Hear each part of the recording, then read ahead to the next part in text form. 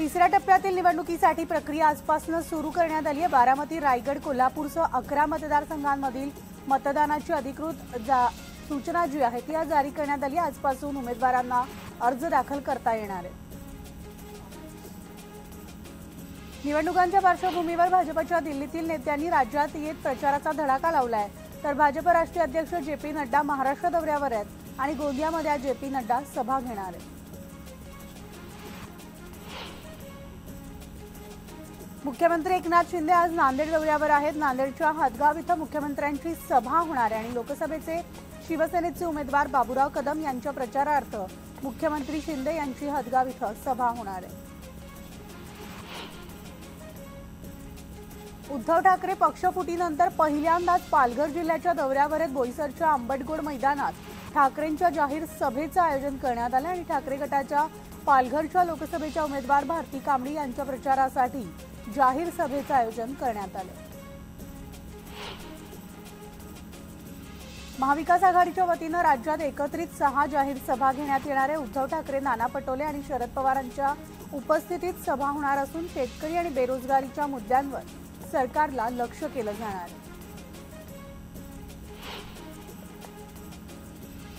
अजित पवार आज मुंबईच्या दौऱ्यावर येणार असून राष्ट्रवादीच्या पक्ष कार्यालयात त्यांनी बैठकीचं आयोजन केलं। आगामी निवडणुकींच्या पार्श्वभूमीवर प्रचाराची रणनीती ठरवण्यासाठी बैठक बोलावण्यात आली आहे।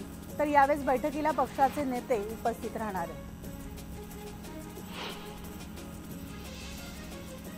महाविकास आघाडीच्या प्रचारासाठी प्रियांका गांधी आणि आदित्य ठाकरे यांची एकत्र सभा होण्याची शक्यता आहे। येत्या 15 एप्रिलला चंद्रपुरामध्ये ही सभा होणार असल्याचं सूत्रांकडून कळतंय।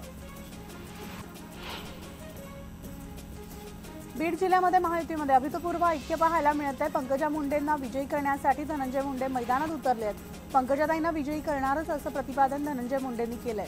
तर बजरंग सोनावणेंना संधी दिली तेव्हा त्यांनी काय विकास केला याचा त्यांना हिशोब द्यावा लागणार आहे असा इशारा सुद्धा धनंजय मुंडेंना दिलाय।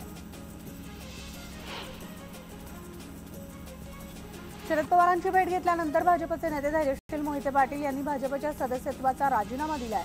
14 एप्रिलला धैर्यशील पाटलांचा शरद पवार गटामध्ये पक्षप्रवेश होणार आहे। तर त्यांना माढा लोकसभेची उमेदवारी शरद पवार गटाकडून देण्यात येणार आहे। राम मंदिरासाठी निधी जमा होईल का याबाबत अनेकांना शंका होत्या, मात्र आता लोकांनी मदत केली आणि खूपच कमी वेळात भव्य राम मंदिर उभारलं गेलं असं वक्तव्य सरसंघचालक मोहन भागवत यांनी केलं। सोन्याच्या दरामध्ये दिवसेंदिवस वाढ होत असल्याचं ग्राहकांच्या खिशाला मोठी खात्री लागते आणि सोन्यानं 72,120 रुपयांचा टप्पा गाठलाय। वर्षभरामध्ये सोन्याच्या दरात 14% वाढ झाली आहे। तर तज्ज्ञांनी दिलेल्या माहितीनुसार सोनं लवकरच 75,000 रुपयांच्या पुढे जाण्याची शक्यता आहे। नाल्यामध्ये वारंवार कचरा प्लास्टिक टाकल्यामुळे अतिवृष्टीमध्ये नाले तुडुंब भरून पाणी वस्तीत शिरण्याचे प्रकार घडतात आणि हे टाळण्यासाठी पालिकेने आता कठोर पावलं उचलली आहेत। नाल्यामध्ये कचरा टाकल्यास 1,000चा दंड वसूल केला जाणार आहे आणि कचरा टाकणाऱ्यांवर क्लीनअप मार्शल आणि सीसीटीव्हीची नजर असणार आहे। आयपीएलच्या सामन्यांमुळे बेस्टच्या तिजोरीमध्ये भर पडली। प्रेक्षकांमधील लहान मुलांना वानखेडे स्टेडियमवर आणण्याचं काम बेस्ट उपक्रमाच्या 500 बसेसद्वारे केले जात असून यामधून बेस्टला 60 ते 80 लाख रुपयांचं उत्पन्न मिळालं।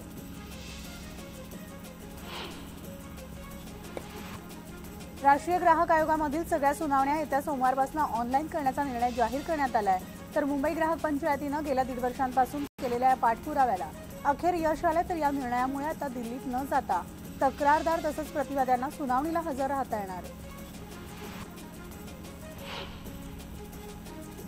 लोकसभा निवडणुकीमध्ये राज्याच्या 48 मतदारसंघातील सुमारे 9.25 कोटी मतदार मतदानाचा हक्क बजावणार आहेत आणि मतदारांची सर्वाधिक संख्या पुणे जिल्ह्यात आहे। पुण्यामध्ये 82,82,363 नागरिक मतदानाचा हक्क बजावणार आहेत। 35,000 दिव्यांग नागरिक मतदानाचा हक्क बजावणार आहेत। या दिव्यांग मतदारांसाठी ठाण्यात स्वतंत्र 18 मतदार केंद्राची सोय करण्यात आली आहे।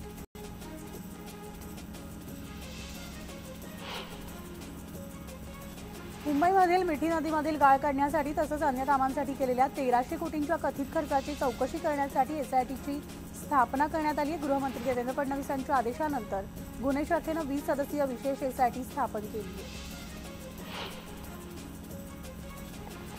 उल्वे खारघर तळजासह द्रोणागिरीचा पाणी पुरवठा आजपासून 3 दिवस बंद राहणार आहे। तर हेटवणे जलशुद्धीकरण केंद्र आणि जलवाहिनीच्या दुरुस्ती कामासाठी पाणी पुरवठा बंद ठेवण्याचा निर्णय घेण्यात आला आहे।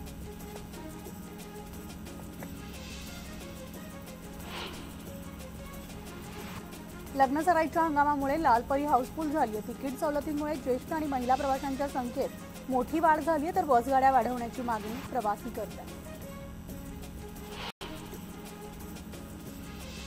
सिंधुदुर्ग जिल्ह्यामध्ये काजूबीची आवक कमी होत असली तरी अजूनही काजूबीचा दर प्रति किलो 110 रुपयांवर स्थिरावला आहे। दरम्यान प्रति किलो 10 रुपये अनुदानाबाबत कोणतीही स्पष्टता नसल्यामुळे काजू उत्पादकांमध्ये नाराजी पाहायला मिळते।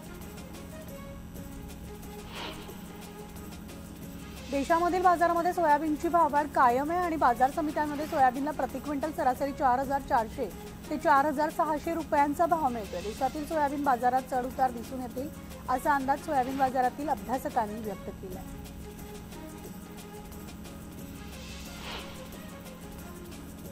बाजार समित्यांमधील कापसाचे भाव स्थिर आहेत। तर कापसाला सरासरी 7,300 आणि 7,800 रुपयांच्या दरम्यान भाव मिळतोय। कापसाचे भाव आणखी काही दिवस स्थिर दिसू शकतात असा अंदाज कापूस बाजारातील अभ्यासकांनी व्यक्त केला आहे। आल्याचा भाव मागील काही आठवड्यांपासून स्थिर आहे आणि आल्याला लग्नसराई आणि सणांमुळे चांगला भाव मिळतोय। सध्या आल्याचे भाव हे 7,000 ते 11,000 रुपयांच्या दरम्यान आणि आल्याची ही भाव पातळी आणखी काही दिवस टिकून राहू शकते असा अंदाज व्यापारी व्यक्त करतात। वाढत्या उन्हामुळे लिंबूला मागणी वाढली आहे, पण वाढतं ऊन आणि पाणी टंचाईचा लिंबू पिकाला फटका बसल्यामुळे लिंबू आवक घटली आहे।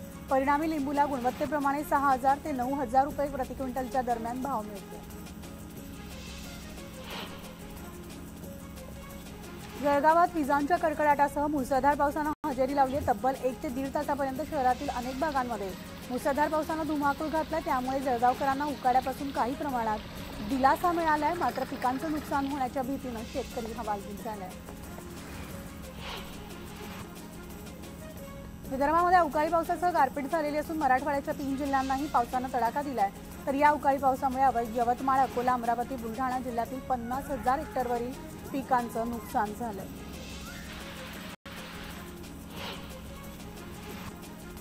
जळगावच्या भुसावळ तालुक्याला अवकाळी पावसानं झोडपले आणि सलग 2 तास झालेल्या मुसळधार पावसामुळे तापमानात मोठी घट झाली आहे। तर केळी, कांद्यासह काढणीला आलेल्या गहू, फळबागा पिकं धोक्यात आली आहेत। गोंदिया जिल्ह्यामध्ये गेल्या 2 दिवसांपासून सुरू असलेल्या अवकाळी पावसामुळे तापमानाचा पारा चांगलाच घसरलाय। जिल्ह्याचे तापमान 18 अंशावर पोहोचले आणि गोंदिया जिल्ह्याला आज ऑरेंज अलर्ट देण्यात आला।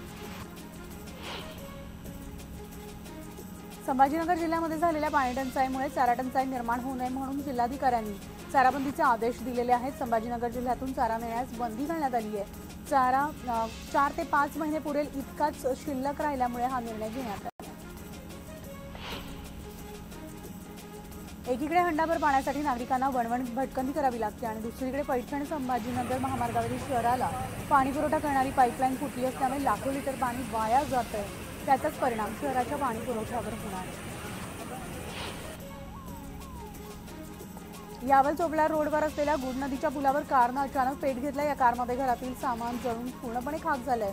प्रसंगावधान राखत वाहन चालकानं कारमधील लहान मुलाला देखील सुखरूप बाहेर काढल्यामुळे सुदैवानं जीवितहानी टळली। रेल्वे प्रवास करणाऱ्यांसाठी एक खुशखबर आहे आणि रेल्वे विभाग सुपर ॲप लॉन्च करणार असून या ॲपमध्ये तिकीट बुकिंग, ट्रेन ट्रॅकिंगसह सगळ्या सुविधा एकाच ठिकाणी उपलब्ध होणार आहेत। त्यामुळे आता प्रत्येक समस्येसाठी वेगवेगळ्या ॲपची गरज नसणार आहे।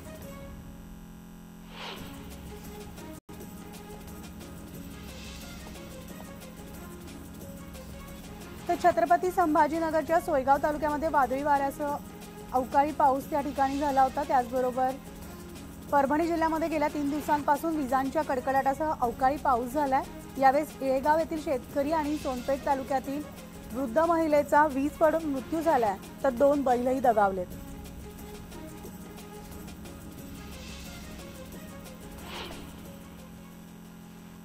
आणि आता एक ब्रेकिंग बातमी आहे।